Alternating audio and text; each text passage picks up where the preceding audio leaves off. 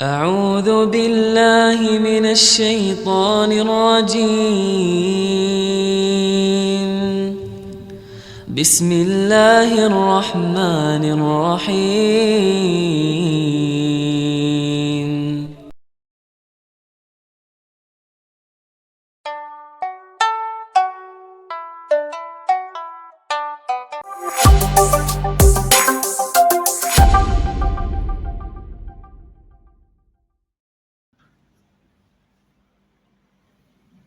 Assalamualaikum warahmatullahi wabarakatuh. Alhamdulillahirabbil alamin. Wa bihi nasta'inu ala umuri dunya waddin. Wassalatu wassalamu ala asyrafil anbiya'i wal mursalin Sayyidina Muhammadin wa ala alihi wa sahbihi ajma'in. Bapak-bapak dan saudara-saudaraku yang berbahagia, alhamdulillah malam hari ini kita bisa hadir di masjid kita Al-Mustaghfirin. Semoga langkah kita malam hari ini mendapat pahala dari Allah Subhanahu wa taala. Amin. Tidak lupa salawat dan salam semoga tercurah terlimpah pada junjungan kita Nabi Agung Muhammad sallallahu alaihi wasallam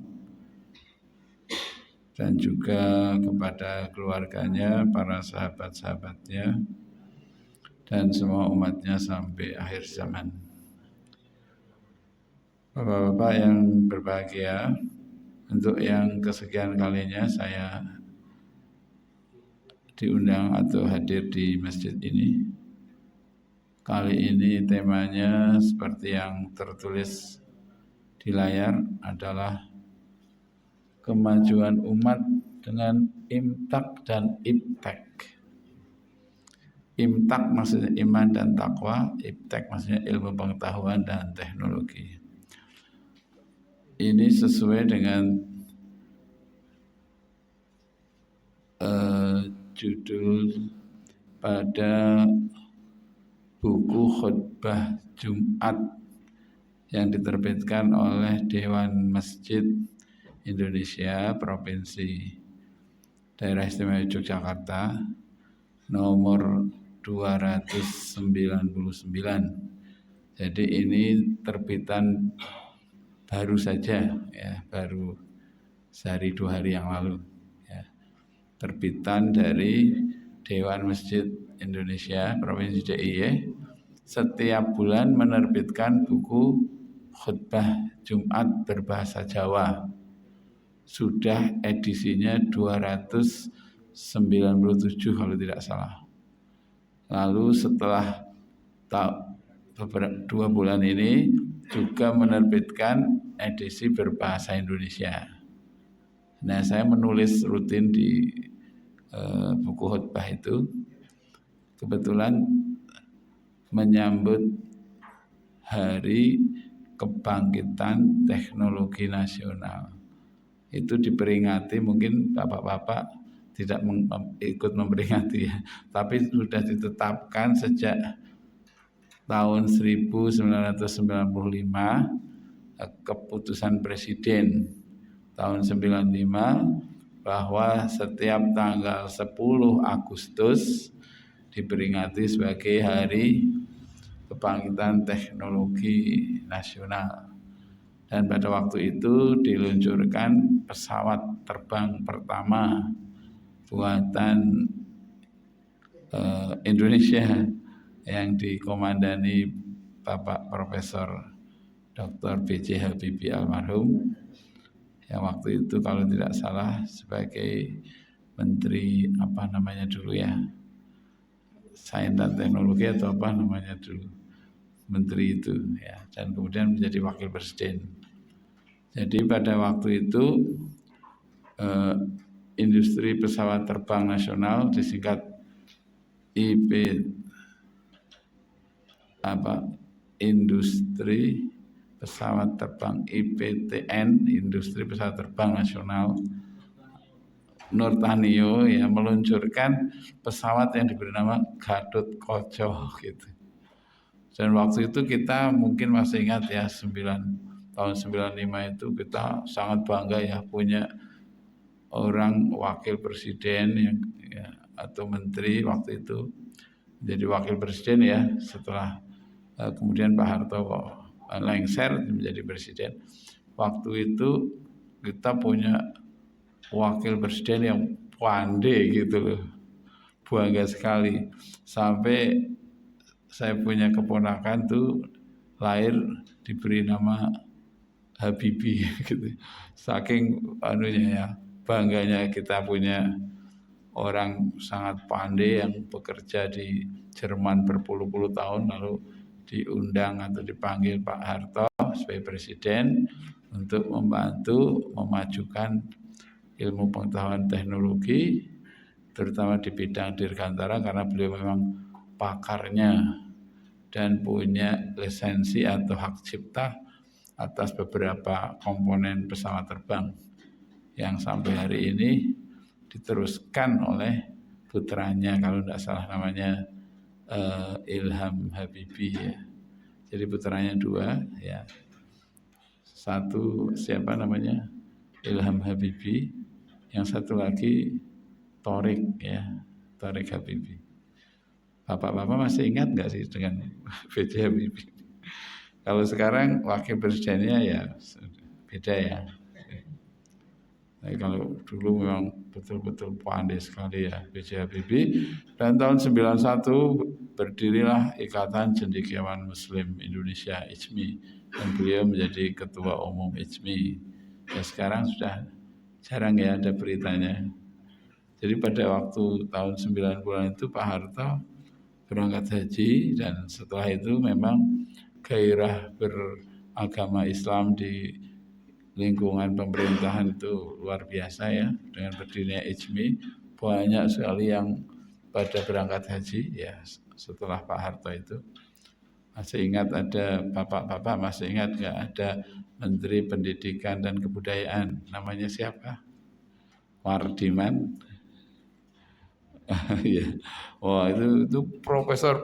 Jadi kita ingat dulu menteri-menteri itu profesor ya. Ada menteri BKKBN. Ada yang ingat tuh? Siapa Pak? Profesor siapa?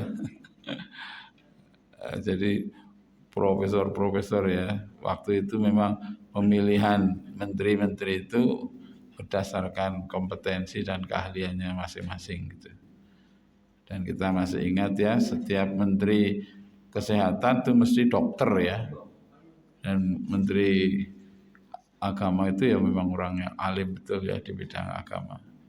Ada Profesor Dr. Mukti Ali dan sebagainya. Jadi bapak-bapak sekalian, setelah ini sepertinya kita jarang mendengar ya kemajuan ilmu pengetahuan dan teknologi itu. Bahkan beberapa penelitian menunjukkan bahwa sumber daya manusia Indonesia itu ya tidak unggul lah, masih jauh dibanding negara-negara tetangga. Mungkin bapak-bapak masih ingat ya, tahun 70-an itu banyak guru, dosen dari Malaysia yang pada bersekolah di Indonesia, termasuk di Yogyakarta ini ya. Mereka disekolahkan untuk meningkatkan kualitasnya di Indonesia. Tapi sekarang ini kita justru bangga ya sekolah S2, S3 di Malaysia, banyak sekali. Saya masih ingat dulu waktu jadi guru di Pondok Pesantren Gontor, saya diminta menjadi pembimbing santri luar negeri ya, dari Malaysia, dari Thailand, terutama dari Patani. Jadi luar biasa ya, mereka itu belajar ke kita gitu.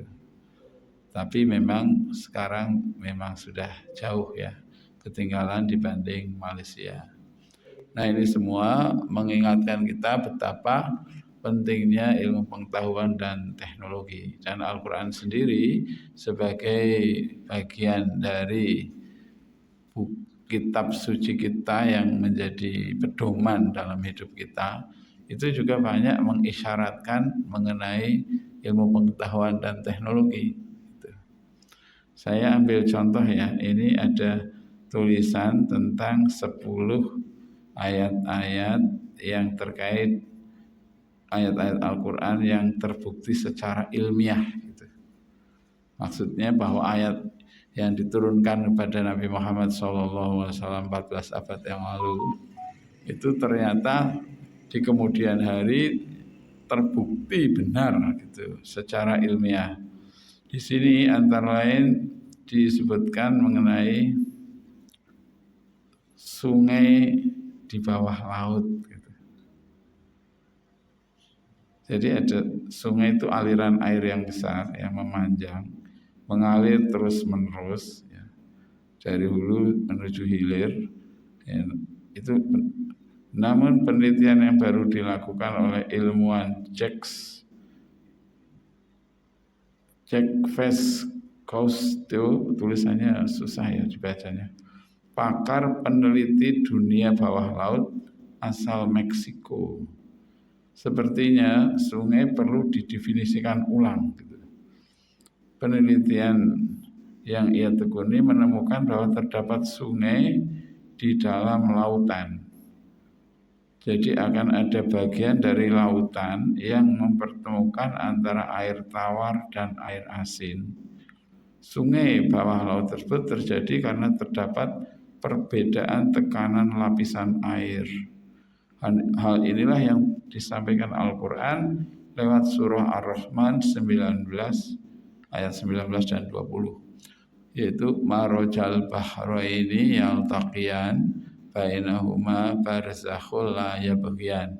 Allah membiarkan dua laut bertemu, yaltaqiyan, bainahuma, di antara kedua laut itu, barzakh, ada dinding pemisah yang tidak bisa ditembus. Maksudnya begini, ada laut yang air tawar, segar. Ini juga disebut dalam surah Al-Furqan ayat 50, dan ada air laut yang asin ya, pahit, dan itu bertemu dua air laut itu ya, dan tidak bercampur begitu. Jadi yang sebagian ini tawar ketemu dengan yang asin begitu. Dan warnanya beda. Ya, itu di Selat Mediterania. Saya punya jamaah yang ngaji di tempat Wioro, itu dia bekerja sebagai kru kapal pesiar. Itu menceritakan, saya pernah ketemu beberapa kali itu Ustaz dengan air itu. Jadi saya tanya, sempat mengambil airnya tuh? Wah, enggak sempat, kan itu kapal pesiar itu kan ya enggak mungkin berhenti di situ ya. Jadi memang di dalam Quran disebutkan di surah Ar-Rahman surah ke-55 ayat 19 dan 20, dan juga di surah Al-Furqan surah ke-25 ayat 50. Hal inilah yang telah disampaikan oleh Al-Quran pada surah Ar-Rahman dan surah Al-Furqan. Al-Furqan ayat 53, yang artinya dia membiarkan dua lautan mengalir, yang keduanya kemudian bertemu, antara keduanya ada batas yang tidak dilampaui masing-masing, dan dialah yang membiarkan dua laut mengalir berdampingan, yang ini tawar lagi segar dan yang lain asin lagi pahit, dan dia jadikan antara keduanya dinding dan batas yang menghalangi. Wa ja'ala bainahuma barzakhan wa hijran mahjura. Nah, peneliti tersebut yang saya tahu kemudian masuk Islam. Karena apa? Karena dia sangat heran. Yang 14 abad yang lalu sudah disebutkan di dalam Al-Quran, di mana teknologi ya masih sangat minim sekali, dan yang menyampaikan yaitu Rasulullah Muhammad SAW juga belum pernah sampai ke tempat itu, ya, di Selat Mediterania di Antartika sana itu, ya. Dan kemudian beliau mengimani tidak mungkin ini buatan manusia, informasi ini pasti dari yang Maha Kuasa. Kemudian yang kedua, ayat ilmiah yang terkait dengan Al-Quran adalah jasad Fir'aun yang masih utuh, ya. Dan sampai sekarang, ya, kita bisa melihatnya di piramid, ya, museum di Mesir sana. Ya, ada teman saya sudah hampir 40 tahun tinggal di sana. Ya, jadi memang itu banyak dikunjungi, ya, untuk melihat seperti apa Fir'aun itu, yang jasadnya masih utuh dan informasinya disebutkan di dalam surah Yunus. Ya. Fir'aun merupakan gelar yang digunakan untuk para penguasa atau pemimpin keagamaan dan pemimpin politik pada zaman Mesir kuno. Jadi Fir'aun saya pernah baca itu bukan 1-2 orang, ya, tapi banyak orang. Ya, Fir'aun itu nama raja lah begitu. Kalau seperti di negara kita ada Raja Majapahit, Raja Sriwijaya, Raja Singosari, itu kan beberapa orang. Ya, dulu ada namanya Amangkurat I, Amangkurat II begitu, ya. Dan di sana juga ada Fir'aun yang namanya Amunhatep I, II, III, IV, ya. Pada zaman Nabi Yusuf itu Amunhatep IV, ya, yang bapaknya diracun meninggal. Lalu anaknya Amunhatep IV itu menggantikan bapaknya masih muda, bermimpi, ya, atau yang diceritakan dalam surah Yusuf. Lalu pada zaman Nabi Ibrahim jauh sebelumnya itu juga Fir'aun juga dinamakan Namrud. Lalu ada yang pada zaman Nabi Musa, ya, yang kemudian tenggelam, itu namanya Ramses. Ramses II kalau tidak salah. Nah, pada tahun 1975, ya, belum lama, ya, Presiden Perancis menawarkan kepada kerajaan Mesir bantuan untuk meneliti, mempelajari, dan menganalisis mumi Fir'aun, Ramses II, yang sangat terkenal.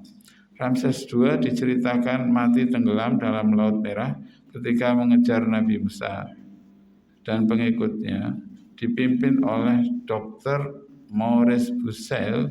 Penelitian ini berhasil menemukan fakta bahwa terdapat sisa-sisa garam yang masih melekat pada jasad mumi tersebut sebagai bukti besar bahwa Fir'aun mati tenggelam di laut. Selain itu, diketahui juga perihal jasad yang dikeluarkan dari laut, dirawat dan dijadikan mumi hingga dapat awet hingga sekarang. Al-Quran yang datang beberapa dekade sebelum penelitian ini telah menjelaskan dalam surah Yunus ayat 92. Ayatnya berbunyi, Al-yauma nunajjika bibadanika litakuna liman khalfaka ayah. Hari ini kami selamatkan engkau, maksudnya badanmu, ya, untuk menjadi pelajaran bagi orang-orang yang datang kemudian. Jadi ceritanya itu dari mulai ayat 89, di mana Fir'aun dan tentaranya mengejar Nabi Musa dan pengikutnya, sampailah mereka ke laut, lalu Allah menunjukkan kekuasaannya, di mana Nabi Musa memukul tongkatnya di laut itu, dan terbelahlah laut menjadi satu jalan yang kemudian mereka bisa melewatinya. Dan kemudian sampai di tepinya, maka Fir'aun mengejar dan di tengah-tengahnya air laut itu kembali menyatu dan akhirnya dia tenggelam, ya. Dan sebelum kematiannya Fir'aun beriman, dia menyatakan beriman kepada Tuhannya Nabi Musa dan Tuhan Bani Israel, dan menyatakan bahwa dia termasuk minal muslimin. Tetapi Allah tidak menerima tobatnya karena sudah sampai ke tenggorokannya, maksudnya sudah akan meninggal dunia. Ya, kenapa tidak dari dulu? Padahal Nabi Musa sudah beberapa kali mengingatkan kepada Fir'aun untuk beriman kepada Allah. Sebagaimana disebut di banyak surah, antara yang di surah An-Nazi'at. Ya, surah ke-79. Idhab ila fir'auna innahu tagha fakul halaka ila antasaka wa ahdiyaka ila rabbika fatakhsha fa'arahul ayatal kubra fakadzaba wa asa summa adbara yas'a fahasyara fanada faqala ana rabbukumul a'la. Jadi Nabi Musa diperintahkan oleh Allah, pergilah engkau wahai Musa kepada Fir'aun, sungguh Fir'aun telah melampaui batas, dan katakanlah kepadanya, apakah kamu akan mensucikan diri, maksudnya bertobat. Aku akan memberikan petunjuk kepadamu dan engkau akan menjadi takut.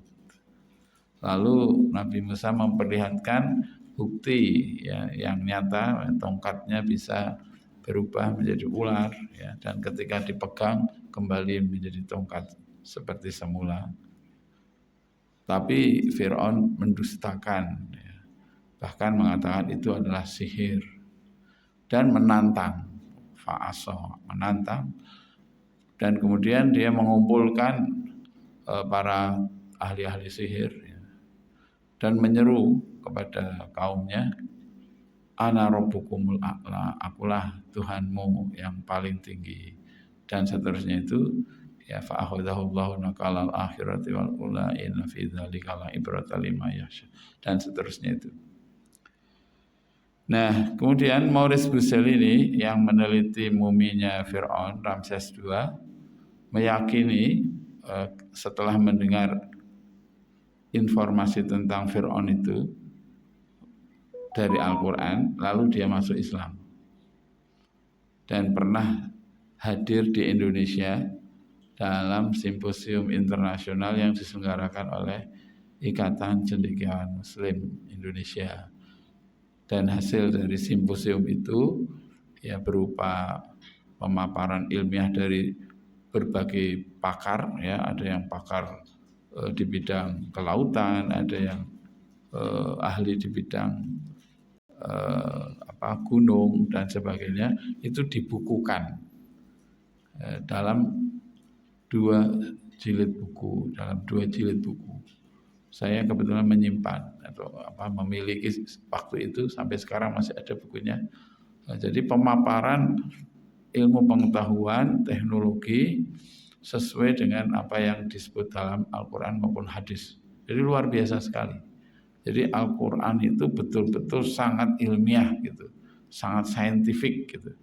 Ya, meskipun dalam kenyataannya umat Islam itu banyak yang tidak terlalu menekuni. Kalau dulu abad 7 ya sampai abad 13 itu zaman keemasan Islam, memang banyak sekali bermunculan para ulama-ulama muslim yang menemukan berbagai macam ilmu.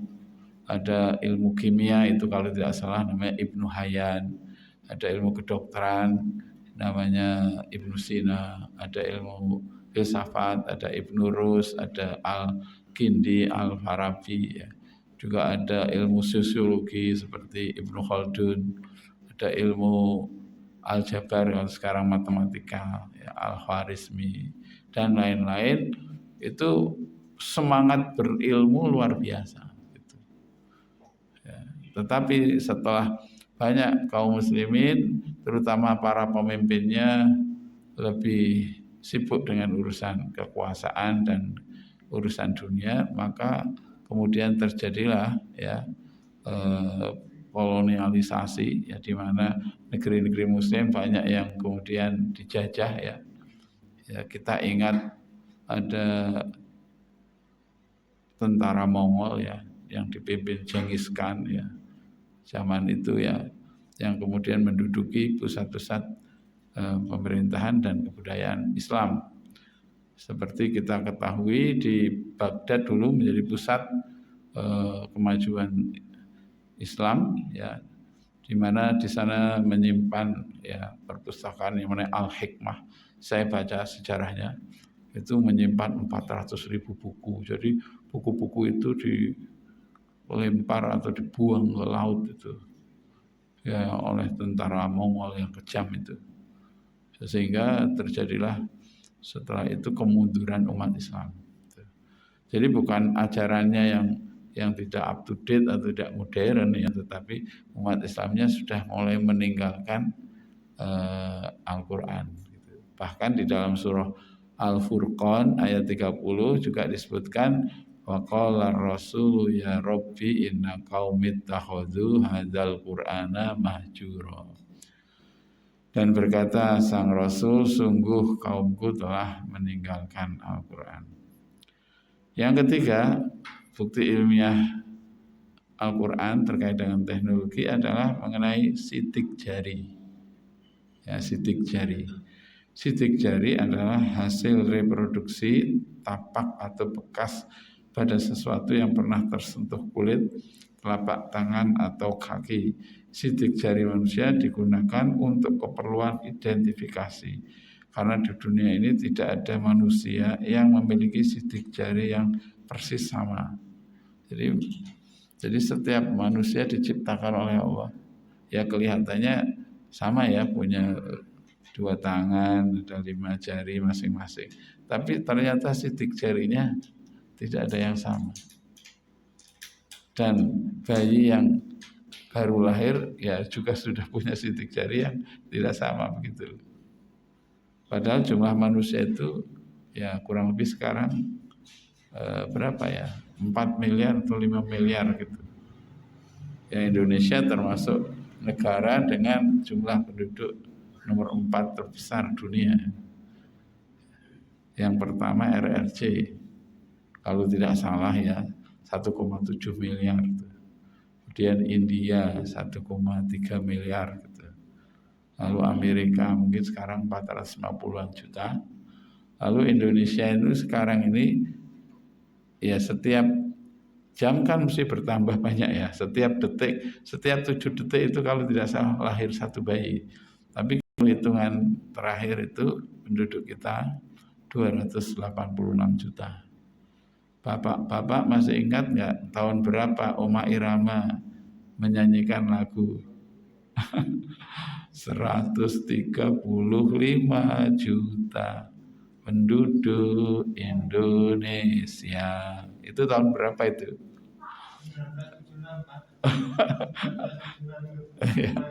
Terima kasih ya Bapak masih ingat tahunnya. 76 itu sekarang sudah 2 kali lipatnya kan, sudah lebih kan, 135 kali 2 kan 210, sekarang sudah 280.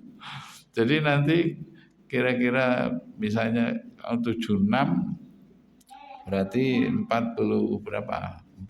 39 40 berapa tahun ya sampai 25 itu 49 tahun yang lalu kan. Nah, kira-kira 50 tahun lagi berapa jumlahnya? Ya, kalau 50 tahun lagi kalau ngitungnya sama dengan tahun 76 sekarang tahun 25 sudah 2 kali lipat, jadi kemungkinannya 50 tahun lagi itu ya paling tidak ya minim-minim ya 500 juta kan. Ya sudah besar sekali itu. Nah, namun demikian manusia yang jumlahnya banyak sekali itu tidak ada satupun yang sidik jarinya sama. Sidik jari sudah dikembangkan ke arah security sistem yang berfungsi sebagai data keamanan. Pola sidik jari selalu ada dalam setiap tangan dan bersifat permanen. Itu berarti dari bayi hingga dewasa pola sidik jari tidak akan berubah. Jadi sidik jari itu tidak akan pernah berubah begitu.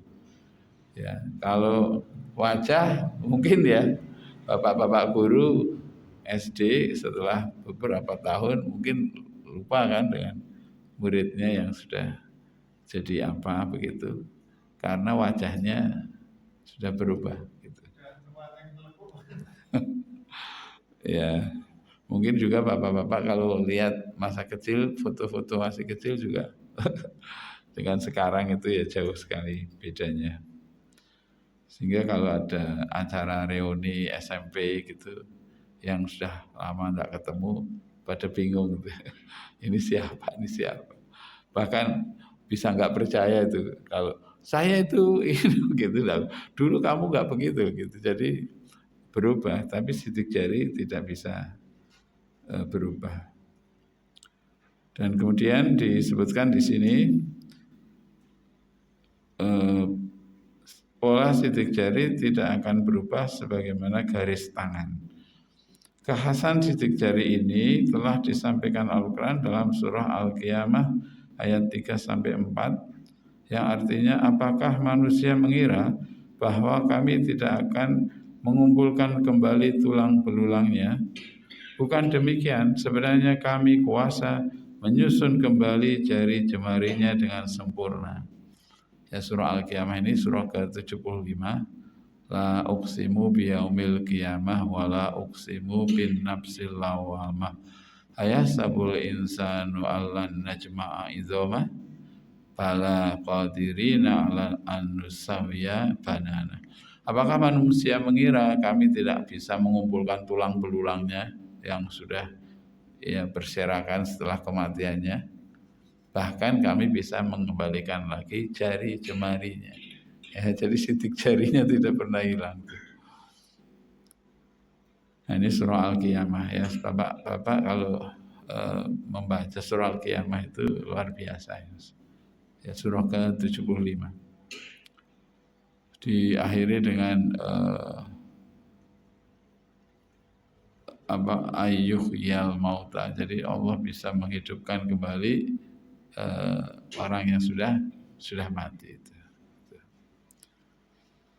Kemudian segala sesuatu diciptakan berpasangan. Itu sudah disampaikan oleh Allah ya dalam Al-Qur'an ya berabad-abad yang lalu gitu. Dan sekarang ini Bapak sekalian, konsep namanya berpasangan itu dipahami sebagai konsep keseimbangan. Dulu kita mengenal dalam dunia kesehatan yang namanya 4 sehat 5 sempurna kan. Ya, 5-nya itu susu ya.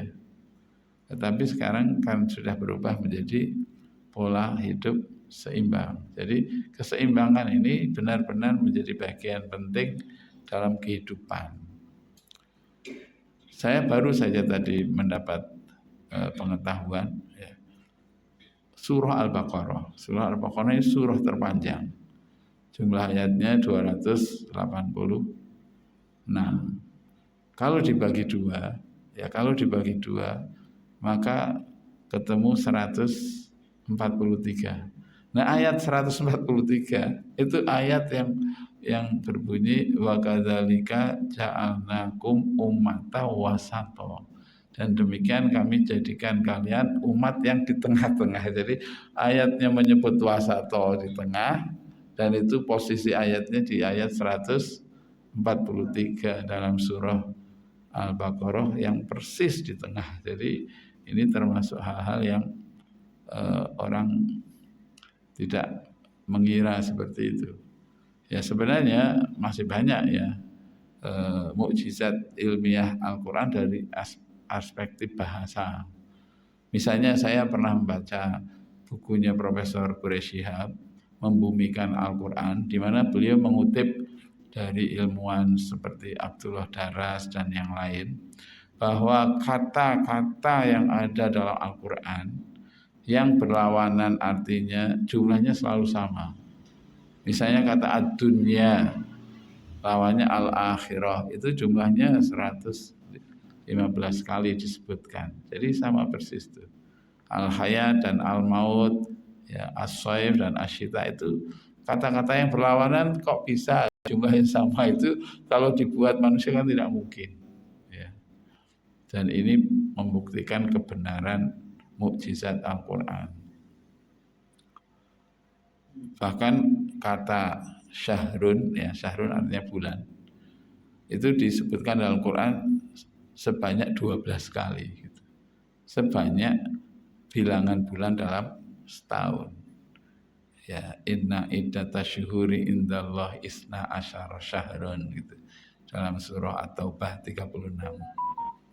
Nah, begitu juga dengan kata hari. Ya, yaum atau ayam jamaknya itu disebutkan 365 kali gitu. Ya.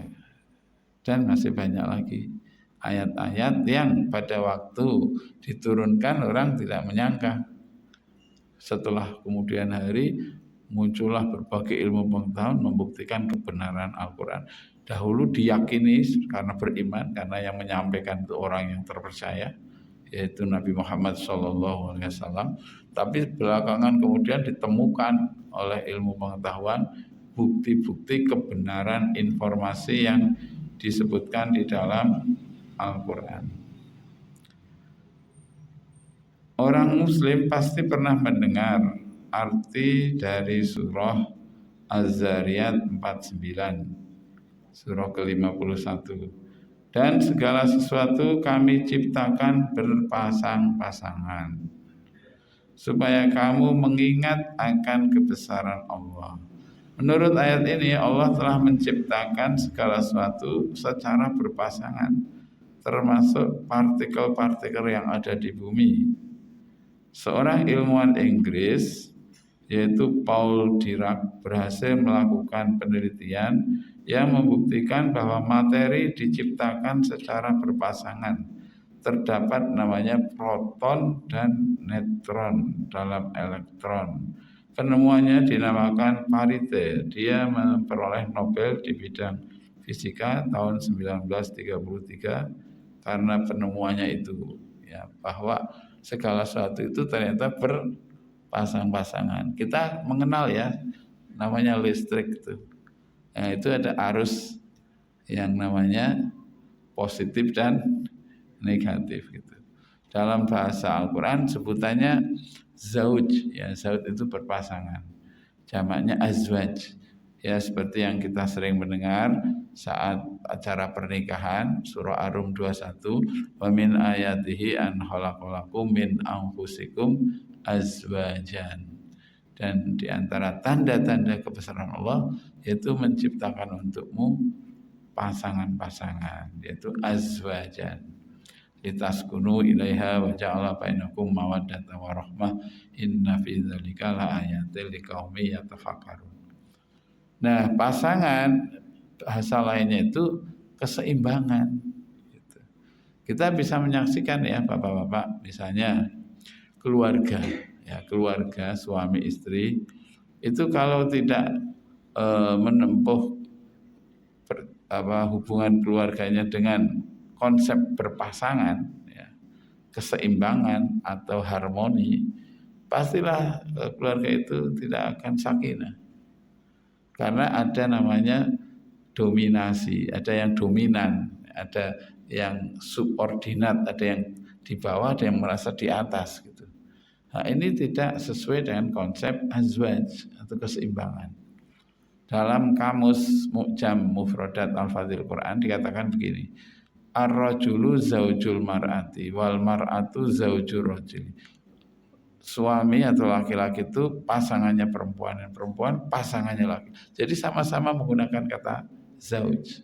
Wa qulna ya Adamu uskun anta wa zaujuka. Jadi Allah berfirman wa qulna, dan kami berfirman ya Adamu, wahai Adam, uskun, tinggallah engkau, anta engkau, wa zaujuka, dan pasanganmu gitu. Meskipun kemudian diartikan dan istrimu. Ya, kalau orang belajar bahasa Arab kan tahu zauj itu kadang diartikan suami kan gitu. Padahal zauj itu pasangan. Gitu. Kalau dikatakan uskun anta wa zaujuka kan menjadi suamimu. Padahal ini yang dituju adalah Nabi Adam. Jadi tidak mungkin diterjemahkan suamimu.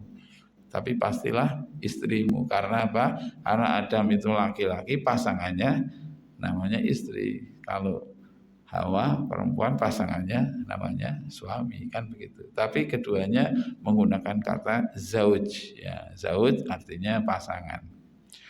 Nah, yang sering orang kemudian mengkritik atau mengkritisi terjemahan Departemen Agama itu karena setiap azwaj selalu diartikan istri-istri begitu loh. Seperti pada ayat 25 surah Al-Baqarah, wa basyiril ladzina amanu wa amilus solihati annalahum jannatin tajri min tahtihal anhar kullama rizqu minha min samarati rizqan qalu hadzal ladzi rusikna min qablu wa utubihi mutasyabiha wa lahum fiha azwajum mutahharatu wa hum fiha khalidun. Wa lahum fiha azwajun itu terjemahannya, dan bagi mereka penghuni surga tadi istri-istri, ada yang menerjemahkan bidadari-bidadari yang mereka kekal di dalamnya. Sehingga ada pertanyaan, bagaimana kami para wanita masuk surga itu? Apakah ada bidadara gitu? Ya karena menerjemahkan azwaj dengan istri-istri gitu. Padahal azwaj itu ya pasangan. Kalau yang masuk laki-laki berarti istri, wanita. Kalau penghuni surganya perempuan ya pasangannya suami, kan begitu. Nah, sehingga kemudian ada Majelis Mujahidin, Pak M. Tholib mengeluarkan terjemah tafsiriyah, kan begitu, yang sedikit berbeda atau mengoreksi istilah mereka, terjemahan Departemen Agama. Kemudian yang kelima adalah tumbuhan bertasbih. Jadi sebenarnya bukan hanya tumbuhan ya, jadi ikan-ikan, burung itu bertasbih. Ada seorang ahli ya, pertanian dan peternakan, namanya Insinyur Gembong Danudiningrat. Beliau menekuni bidang pertanian karena memang sekolahnya juga demikian, tapi kemudian melakukan penelitian-penelitian di laboratoriumnya di Cangkringan sana. Saya beberapa kali datang ke sana bersama jamaah pengajian, menyaksikan bagaimana beliau menumbuh kembangkan ya, pertanian peternakan yang berbasik kepada Al-Quran begitu istilahnya, dan membuat ya semacam pupuk sendiri ya, bahwa tanaman atau peternakan seperti sapi, kambing itu sama sekali tidak berbau gitu. Kemudian kolam itu tidak pernah diganti airnya tapi malah tumbuhnya bagus. Itu semua hasil penelitian, dan beliau mengatakan bahwa tumbuhan itu bertasbih begitu. Ya, saya tidak bisa menjelaskan karena bukan pakarnya, tapi beliau punya konsep begini, tumbuhan kalau tidak berbuah itu dirontoki, ya disisain ujungnya beberapa lembar daun, terus dirontok begitu, nanti akan berbuah, akan terus keluar bunga terus berbuah gitu.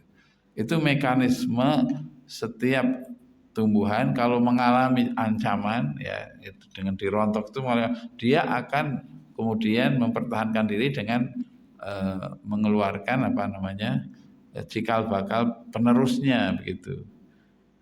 Jadi supaya tidak mati, maka saya coba di rumah beberapa itu dirontokin itu langsung keluar buahnya gitu, keluar bunganya, keluar buahnya gitu. Jadi mungkin ada sebagian yang tidak mengerti itu, ini kok nggak buah-buah udah berapa tahun gitu, ya rimbun sekali, ya harusnya dirontokin begitu, tapi disisain, tidak semuanya. Nah, nanti akan muncul itu. Jadi antara bagian satu dengan yang lain dalam pohon itu seperti ada komunikasi gitu. Dan itu hasil penelitian beliau. Komunikasinya berwujud, hati-hati ada ancaman, kamu harus segera keluarkan ini untuk regenerasi berikutnya, yaitu berupa buah atau penggantinya pada saatnya. Nah, jadi tumbuhan itu bertasbih. Sebuah majalah sains terkenal, Journal of Plant Molecular Biologies, mengungkapkan hasil penelitian yang telah dilakukan oleh tim ilmuwan asal Amerika Serikat tentang suara ultrasonik yang berasal dari tumbuhan. Penelitian yang dipimpin oleh Profesor William Brown ini kemudian merekam dan menyimpan suara ultrasonik dari tumbuhan dan mengubahnya menjadi gelombang elektrik optik yang dapat ditampilkan ke layar monitor dalam bentuk rangkaian garis. Yang mengejutkan adalah garis-garis tersebut membentuk lafaz Allah yang kemudian diketahui sebagai kalimat tasbih. Al-Quran tentu telah menjelaskan fenomena ini dalam surah Al-Isra ayat 44 yang artinya dan tidak ada sesuatu pun melainkan bertasbih dengan memujinya, tetapi kamu sekalian tidak mengerti tasbih mereka. Walakin la ta'lamuna tasbihahum. Sesungguhnya dia adalah Maha Penyantun lagi Maha Pengampun. Nah, jadi bapak-bapak sekalian, ini beberapa saja ya di antara ayat-ayat Al-Quran yang terbukti secara ilmiah, dibuktikan oleh para peneliti sampai sekarang ini, dan saya meyakini masih akan ada lagi ya rahasia-rahasia yang masih belum terungkap. Oleh karena itu Al-Quran akan senantiasa relevan sampai akhir zaman. Di sini disebutkan lagi tentang fenomena hujan darah, kan ada ya, yaitu di dalam surah Al-A'raf ayat 133. Kemudian juga ada ledakan Big Bang. Ledakan Big Bang itu maksudnya teori Big Bang kan teori asal kejadian alam semesta ya. Dan Al-Quran menyebutkan ya, bahwa bumi dan langit tadinya menjadi satu lalu fatakna kami belah ya. Jadi itulah yang disebut dengan teori Big Bang ya. Kemudian ada lagi bahtera kapal Nuh ya. Ini banyak diceritakan di dalam Al-Quran. Cerita tentang kehebatan kapal Nuh yang terdampar setelah banjir bandang sudah diwariskan dalam Al-Quran dalam surah Hud ayat 44. Hai bumi, tahanlah airmu dan berhentilah, dan air pun disurutkan. Perintah pun diselesaikan dan bahtera itu pun berlabuh di atas bukit Judi, itu bukit yang tinggi, dan dikatakan binasalah orang-orang yang zalim. Setelah selang dekade berlalu, sejumlah peneliti menemukan bukit-bukit valid tentang keberadaan kapal Nuh tersebut. Melalui penelitian selama beratus tahun dan mengamati hasil foto satelit, salah satu situs yang dipercaya sebagai jejak peninggalan kapal tersebut terletak di pegunungan Arafat, Turki, yang berdekatan dengan perbatasan Iran. Pemerintah Turki mengklaim 3.500 tahun kemudian bangkai kapal tersebut ditemukan pada 11 Agustus 1979 di wilayahnya. Jadi Nabi Nuh yang mungkin sudah ribuan tahun yang lalu, kapalnya ditemukan di Turki perbatasan dengan Iran tahun 1979, dan itu melalui penampakan dalam satelit. Jadi ada di atas bukit Judi namanya. Ya kan kisahnya kan luar biasa ya. Ya ketika Nabi Nuh itu bilang sama anaknya, irkam ma'ana, ikutlah naik bersama kami. Anaknya memilih sa'awi ila jabal ya'simuni, aku akan naik ke gunung. Gunung bisa melindungiku. Ternyata gunungnya pun ikut tenggelam dan kapalnya itu terdampar di bukit yang sangat tinggi dan ditemukan setelah itu ya tahun 1979. Nah, demikian saja Bapak-bapak dan saudara sekalian apa yang saya sampaikan mengenai kemajuan umat dengan ibtak dan iptek. Adapun iman takwa mungkin sudah sangat sering ya kita mendengar tausiah atau pengajian mengenai pentingnya iman dan takwa, tapi saya ngutip saja satu ayat dari surah Al-A'raf 96 yang sering disampaikan. Law anna ahlal qura amanu wattaqau la fatahna alaihim barakatin minas samaa'i wal ard walakin kadzabu fa akhadnahum bima kanu yaksibun. Seandainya penduduk negeri itu beriman dan bertakwa, niscaya kami akan buka barokah dari langit dan bumi, akan tetapi mereka mendustakan, lalu kami siksa mereka sebab perbuatannya. Jadi kalau penduduk bumi ya termasuk penduduk satu negeri atau termasuk keluarga ya atau kita sendiri secara pribadi beriman dan bertakwa, Allah jamin barokah. Barokah itu ziyadatul khair. Jadi bertambah barokah hidupnya ya, rezekinya halal ya, badannya sehat dan seterusnya. Kalau sebuah negeri disebut dengan negeri yang maju begitu ya. Negara Indonesia ini masih belum termasuk negara maju Ya itu pun dari perspektif ekonomi saja ya, dari segi yang namanya kebahagiaan dan sebagainya belum pernah dilakukan penelitian ya. Tetapi ada sebuah negeri yang kemajuannya tidak diukur dengan ekonomi, tapi dengan bahagia dan tidaknya warganya. Itu ada negeri yang seperti itu. Kita tahu bahwa jumlah penduduk yang masih di bawah garis kemiskinan itu 8,7% ya. Dari 286 itu ya sekitaran 25 sampai 30 juta dengan penghasilan menurut BPS tahun 24 itu pengeluarannya satu bulan 600.000. Sebentar, satu hari $1, jadi sekitaran 500.000. Nah, jadi kalau di bawah 500.000 itu disebut miskin. Kalau di atasnya itu tidak miskin. Tapi itu ukuran BPS, Badan Pusat Statistik Indonesia. Kalau menurut ukuran Bank Dunia ya dengan PBB itu, maka penghasilannya disebut miskin itu kalau sehari $3 ya, kurang lebih $3. Jadi kalau $1 itu misalnya 15.000, katakanlah 16.000, maka satu hari penghasilannya 50.000. Jadi kalau dihitung penghasilan 50.000, ya satu bulan 1,5 juta, ya di bawah itu miskin menurut PBB. Nah, tapi kalau itu diterapkan di Indonesia jumlahnya kurang lebih 100 juta.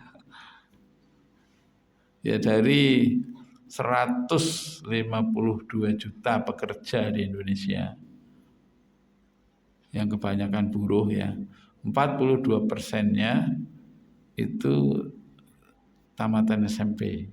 Jadi kalau yang SMA hanya 25%. Ya. Jadi kebanyakan tenaga kerjanya adalah tenaga kerja kasar istilahnya, bukan di bidang teknologi sebenarnya. Itu sangat sedikit sekali.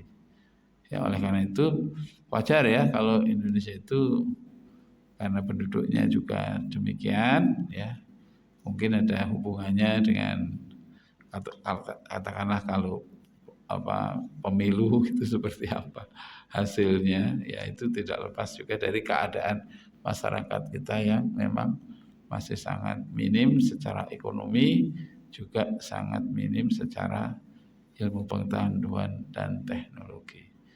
Tapi yang juga sangat memprihatinkan sekarang ini banyak angkatan kerja ya dari sarjana yang menganggur itu ya, banyak sekali. Ya, beritanya selalu kita lihat ya betapa sulitnya mencari pekerjaan itu.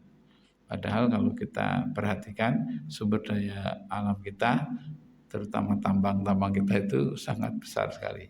Terbukti korupsinya ratusan triliun kan. Dan itu yang korupsi ya orang-orang yang sudah kaya raya. Dan mereka punya akses ke sana. Adapun masyarakat secara umum itu memang masih sangat berkekurangan. Untungnya kita umat Islam itu dididik sabar, tawakal, dan meyakini kehidupan akhirat. Jadi kalau dunianya katakanlah tidak dapat, tidak masalah gitu. Sehingga angka bunuh diri itu tidak tinggi ya. Tidak seperti negara maju kayak Jepang, dan di Indonesia ini jarang sekali ada orang bunuh diri itu. Jadi meskipun diapa-apakan sampai ya ibaratnya diinjak-injak ya tetap sabar gitu. Ya nrimo ing pandum, itulah yang menyebabkan banyak ya umat Islam di Indonesia itu bertahan dalam keadaan yang dizolimi pun mereka tetap bersabar gitu. Terima kasih Bapak-bapak sekalian. Saya akhiri. Assalamualaikum warahmatullahi wabarakatuh.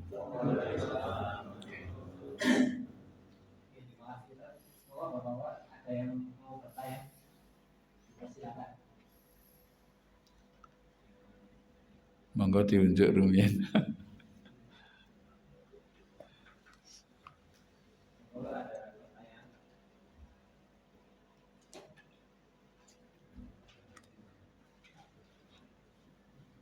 Perlu diminum dan juga perlu diminum lagi.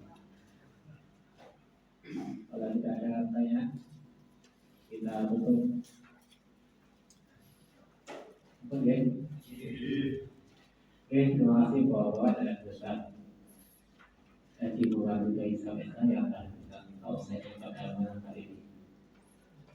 Sobat sekalian, mari kita tutup acara kita pada malam hari ini dengan baca hamdalah dan doa. Alhamdulillahirabbil alamin. Subhanakallahumma wa bihamdika asyhadu an la ilaha illa anta astaghfiruka wa atubu ilaik. Terima kasih. Sekian dari kami, kurang lebihnya mohon maaf. Assalamualaikum warahmatullahi wabarakatuh. Waalaikumsalam.